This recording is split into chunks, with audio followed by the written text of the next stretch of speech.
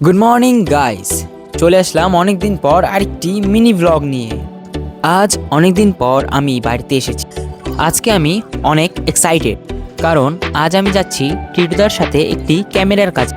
আজ আমরা গিয়েছিলাম আমাদেরই পাশের একটি গ্রামে অন্নপ্রাশনের ফটোশ্যুট করতে। আমি টিটুদাকে অনেকবার রিকোয়েস্ট করার পর ও আমাকে ক্যামেরার কাজে নিয়ে এসেছে।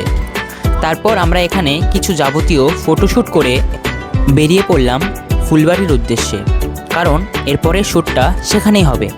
তোমরা এই জায়গাটা কে কে জানো আমায় কমেন্ট বক্সে অবশ্যই জানিও।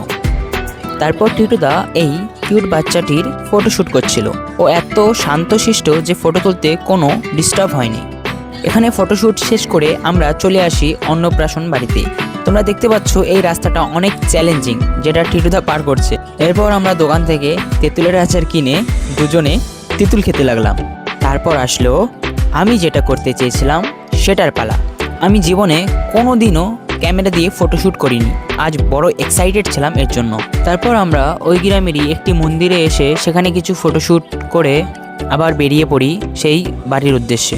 এবার আসলো আশীর্বাদের পালা। টিটুদা আমার হাতে ক্যামেরা ধরিয়ে বলল, যা ভাই, জিলে আপনি জিন্দেগি। তারপর আমরা খাওয়া দাওয়া সেরে বেরিয়ে পড়লাম বাড়ির উদ্দেশ্যে। ফেরার পথে দেখি একটা ছোট্ট মেলা। এই মেলায় টিটুদাকে আমি লঙ্কায় ভরা পাপড়িটা খাওয়ার জন্য চ্যালেঞ্জ করেছিলাম। তারপর আমরা বাড়ি চলে আসি। এই যে আমরা ফটোগ্রাফারদের বলি না, কি এমন কঠিন কাজ করলি তোরা, এত কেন টাকা দিতে হবে তোদেরকে? তাদের উদ্দেশ্যে আমার একটাই কথা, যার কর্ম তারে সাজে, অন্য লোকের লাঠি বাজে। কখনো ক্যামেরা হাতে নিয়ে দেখো ক্যামেরার কি কি এমন করতে হয় একটা ভালো ফটো তোলবার জন্য, কি কি এমন পজিশন নিতে হয়, কি কি এমন সফটওয়্যার ইউজ করতে হয় একটা ভালো ফটো তোলবার জন্য।